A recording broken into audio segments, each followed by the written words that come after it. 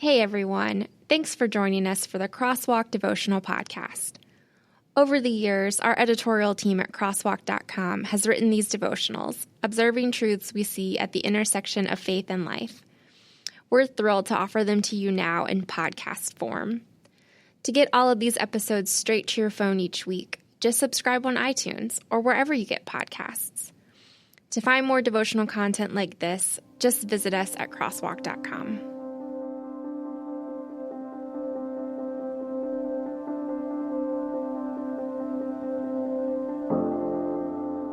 I'm Happy For You, Not by Kelly Givens.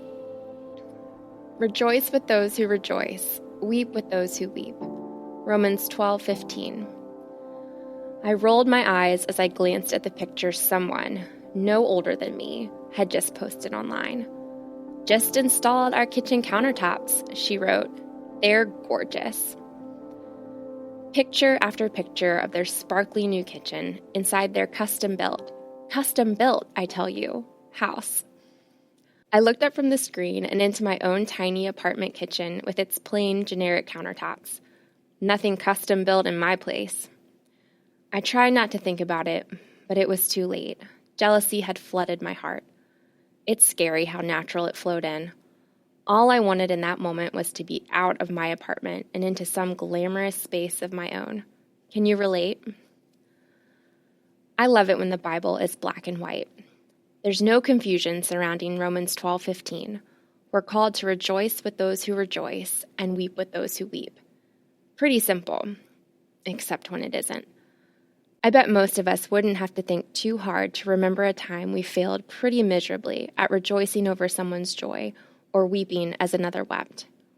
Why do we have this challenge? When we fail to rejoice with those who rejoice, there could be several reasons why, but here are some that I thought of off the top of my head. Insecurity, jealousy or envy, discontent, or bitterness. Well, what about when we fail to weep with those who weep? Here are some reasons, excuses really, that come to mind. Lacking compassion, both generally in life or toward a certain individual, perhaps not taking the time to listen or really put yourself in the person's position. Too busy noticing the suffering of others, distancing yourself emotionally from pain. I've thought of some scenarios that may indicate we're failing at Romans 12:15. Instead of rejoicing at someone's news, we immediately begin to compare how our circumstances measure up. Or we're quick to say, oh yes, that happened to me too once, instead of silently listening and acknowledging the hurt of others. Or we try to come to the rescue in every situation, rather than acknowledging that some suffering isn't solvable or explainable. Think Job and his friends. Or maybe we brush off the pain of others because we think that they're just taking things too hard. Or we're quick to say, well, at least you've never experienced this, and insert whatever horrible thing we've experienced.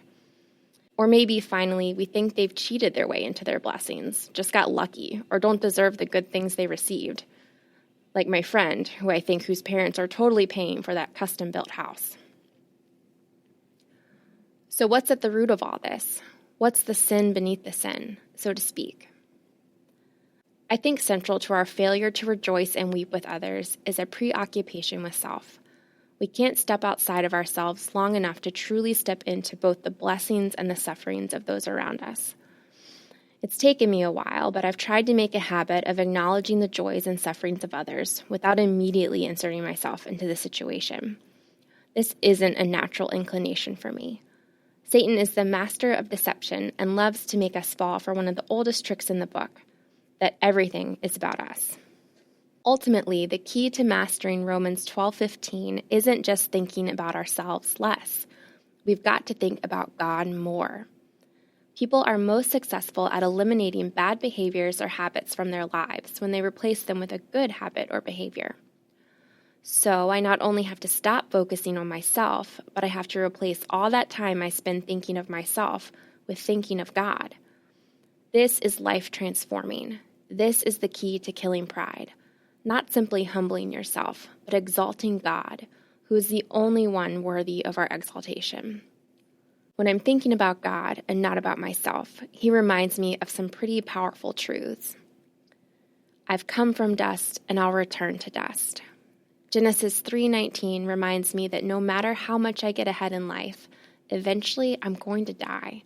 And nothing on this earth is worth coveting when I acknowledge that I can't take it with me. I am beautifully and wonderfully made.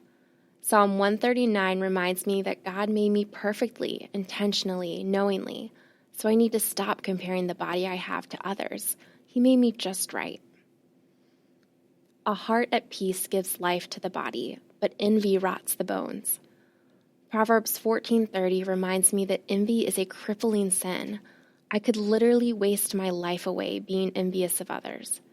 Contentment, on the other hand, brings life. Bear one another's burdens and so fulfill the law of Christ. Galatians 6:2 reminds me that part of our calling as Christians is to care for those burdened and to help carry the burdens of others.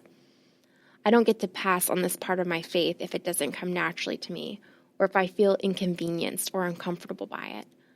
I don't get to ignore the suffering of others. I'm called to step into it. After meditating on God's promises and blessings, I am able to recall all of the wonderful things about our apartment. Hello, cheap rent. And the many, many ways God has blessed and provided for me. Proverbs 38 says, "Give me neither poverty nor riches, but give me only my daily bread." As Christians, contentment in our own circumstances is the surest way to reflect the all-satisfying power of Christ to those who may need to be reminded of where their joys and their sufferings begin and end. Intersecting faith and life. Do you struggle to rejoice with those who rejoice or weep with those who weep? Check yourself. What's stopping you? Pray that God would help you uncover the sin beneath the sin, the ways you're focusing on yourself instead of focusing on Him. Hey listeners, thanks for joining us for the Crosswalk.com devotional podcast. To get all of our episodes straight to your phone during the week, subscribe to this podcast on iTunes or wherever you listen to podcasts. To find more devotional content like this, head over to Crosswalk.com.